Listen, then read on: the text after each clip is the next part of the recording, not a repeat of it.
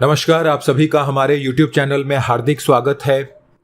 महान भारतीयों के ऊपर जो हमने एक सीरीज की शुरुआत की थी, उसी श्रृंखला में अगले महान व्यक्तित्व के साथ हम उपस्थित हैं और इस वीडियो में हम जिस महान शख्सियत की जीवनी पढ़ेंगे उनका नाम है योगीराज अरविंद।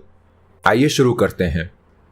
योगीराज अरविंद भारत की उन महान विभूतियों में से हैं जिन्होंने अपनी आध्यात्मिक शक्ति से राष्ट्र की सांस्कृतिक उन्नति को विशेष बल दिया है। एक युग था जब अरविंद देश के राजनीतिक नेता थे और कॉलेज के प्रोफेसर। कौन जानता था कि विद्यार्थियों का ये शिक्षक एक दिन अखिल विश्व का शिक्षक बन जाएगा।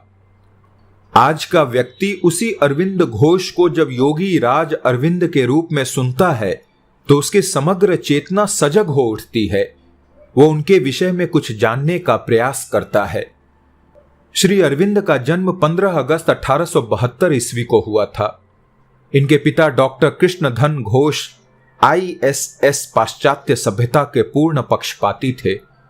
7 वर्ष की अवस्था में ही उनके पिता ने उन्हें इंग्लैंड भेज दिया।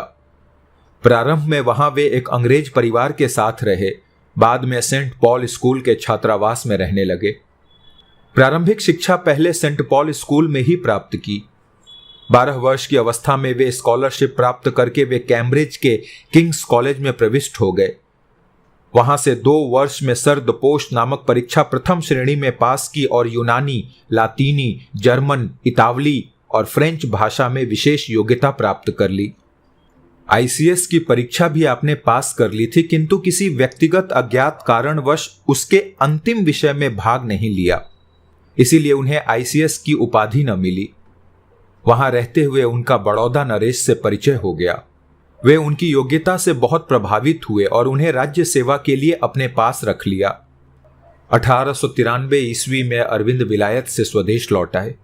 राज्य सेवा के कार्य के पश्चात वे बड़ौदा कॉलेज में प्रोफेसर तथा वाइस प्रिंसिपल नियुक्त किए गए। वहां रहते हुए उन्होंने भारतीय साहित्य का गंभीर अध्ययन किया, संस्कृत का भी पांडित्य प्राप्त कर लिया। वे मेधावी तो थे ही, अतः शीघ्र ही दर्शन तथा पुराणों के भाव को हृदयंगम कर लिया। उनकी आध्यात्मिक साधना व तपस्या प्रकट रूप से यहीं से प्रारंभ होती है। वडोदरा में रहते समय ही उनका विवाह सुश्री मृणालिनी से हो गया था। इन्होंने अपनी पत्नी को जो पत्र लिखे हैं उनसे अरविंद के हृदय की वास्तविक झलक मिलती है और यह ज्ञात होता है कि वे आरंभ से ही कितने अधिक निष्प्रिय थे।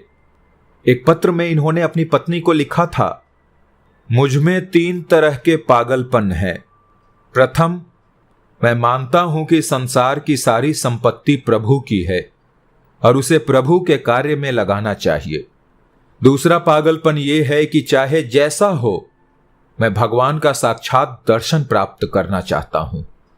और तीसरा पागलपन यह है कि मैं अपने देश की नदियों, पहाड़ों, भूमि और जंगलों को एक भौगोलिक सत्ता मात्र नहीं मानता, इसे माता मानता हूं और इसकी पूजा करता हूं।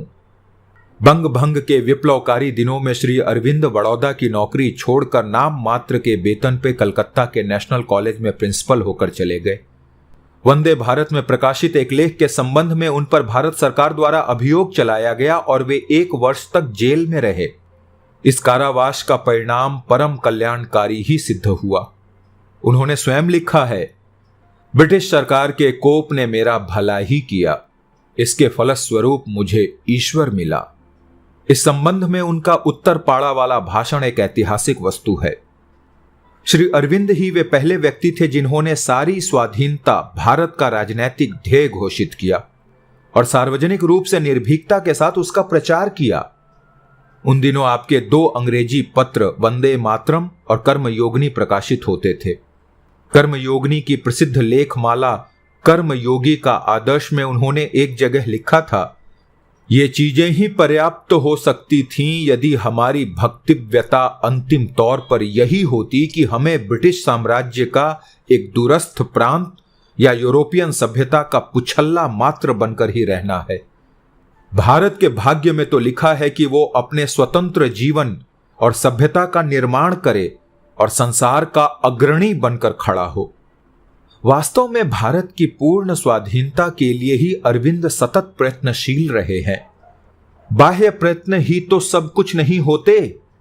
इस विषय में उनकी एक विशाल दृष्टि रही है, एक वृहद अथक अगोचर क्रिया है, जिसे उनके अधिक निकटवर्ती कुछ ही लोगों ने जान पाया है। यही कारण है कि देश को तैयार करने के लिए वे आंतरिक जगत की ओर बढ़े, वहां से देश में प्रेरणा और चेतना का विकास करने में लग गए, जिससे कि पूर्ण परिवर्तन या रूपांतर हो सके। वे नेपथ्य में अपना कार्य करते रहे हैं। 4 मार्च 1910 को श्री अरविंद पांडिचेरी आ गए। कांग्रेस ने उनको प्रधान पद के लिए आमंत्रित किया, परंतु वे दिव्य ध्येय की प्राप्ति के लिए अखंड साधना में लीन हो गए। इनके अंतर मन ने इन्हें बताया कि भारत का उज्ज्वलतम भविष्य सत्य सनातन आध्यात्मिकता में ही है और इसी बल पर वो सच्ची स्वतंत्रता प्राप्त कर सकता है। बाद में सामाजिक और राजनीतिक आदि सब बातें उनकी बढ़ती हुई आध्यात्मिकता में मिलकर एक हो गई थीं। श्री अरविंद को पांडिचेरी में रहते आज 38 वर्ष व्यतीत हो चुके हैं। उनका चलाया हुआ आश्रम आज एक विशाल रूप धारण कर चुका है। इनके आश्रम में श्री मां का विशेष स्थान है। वे एक फ्रांसीसी महिला हैं। जन्म से फ्रांसीसी होते हुए भी उन्होंने भारत के लिए क्या कुछ नहीं किया। श्री अरविंद के पांडिचेरी आने के कुछ ही वर्ष पश्चात श्री माता जी वहां पधारी। अब वे ही आश्रम की सूत्र संचालिका अधिष्ठात्री मां हैं। उनके दिव्य शक्ति, प्रीति, ज्ञान और महिमा की अपूर्व परिणति है कि वहां जाने वाले प्रत्येक व्यक्ति को मां की प्रीति और वात्सल्यपूर्ण स्नेह का अलौकिक अनुभव प्राप्त होता है। आश्रम के समस्त कार्य मां की ही देखरेख में संपन्न होते हैं और उन्हीं की आज्ञा को प्रसन्नता से स्वीकार करके साधक गण विकास को प्राप्त हो रहे हैं। इनके आश्रम की उत्पत्ति के बारे में कहा जाता है कि आरंभ वे पांडिचेरी में अपने गृह में कई सहवासी शिष्यों को साथ लेकर रहते थे। बाद में कुछ और सम्मिलित हुए। 1920 में जब श्री माता जी सम्मिलित हुई तब शिष्यों की संख्या इतनी बढ़ गई कि उनके रहने के प्रबंध के लिए और कई मकान खरीदे गए। इस प्रकार उनके आश्रम की स्थापना हुई। यह आश्रम न तो साधारण गोष्ठी के समान है और न यहाँ कोई समिति है, न कोई शासक मंडली है, न कमेटी है, न ही यहाँ कोई राजनैतिक संस्था है।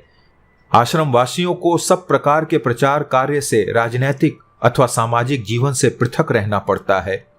आश्रम एक धर्म संघ भी नहीं है। यहाँ के निवासी विभिन्न धर्म और समाज से आए हैं। यहाँ केवल अरविंद की शिक्षाएं हैं। मनः संयम और ध्यान प्रभृति क्रम अंतःकारणिक क्रियाएं होती हैं। इन क्रियाओं का उद्देश्य है चेतना का प्रसारण, सत्य का ग्रहण, साधारण वासनाओं पर जय और प्रत्येक मनुष्य की अंतर्निहित भगवत सत्ता और चेतना का आविष्कार तथा मानव प्रकृति का एक उच्चतर विकास। यदि श्री अरविंद राजनीतिक क्षेत्र से विरक्त नहीं होते तो आज देश के उच्च कोटि के राजनीतिक नेता होते। राजनीति के संबंध में की गई उनकी वर्षों पूर्व की भविष्यवाणियां आज अक्षरशः सत्य हो रही हैं। किंतु उन्हें तो अध्यात्मवाद की दिव्य शक्ति द्वारा राष्ट्र का विकास और सेवा करनी अभीष्ट थी। श्री अरविंद ने अपने निरंतर चिंतन, सतत साधना से वो दिव्य शक्ति प्राप्त कर ली है जिसके द्वारा वे आंतरिक रूप से देश सेवा का महान कार्य कर रहे हैं। आज वे देश के राजनीतिक, सामाजिक और सार्वजनिक जीवन से पृथक रहते हुए भी उनके साथ हैं। उनकी संपूर्ण साधना और तपस्या देश के लिए ही होती है। इसमें कोई संदेह नहीं रह जाता कि वे आज के भारत की एक महान विभूति हैं। धन्यवाद। हम सब अरविंदो घोष, उनको जो दूसरे नाम से जानते हैं, योगी राज अरविंद, अरविंदो घोष, उनकी शिक्षाएं पढ़ते हैं और इस जीवनी को पढ़ के लग रहा है कि जब ये पुस्तक लिखी गई थी उस समय वो जीवित थे। हाँ, वो उस समय जीवित थे, इसलिए उन्हें अभी जीवित दर्शाया गया है। चलिए मुलाकात होगी अगले वीडियो में अगले महान विभूति के साथ। जय हिंद।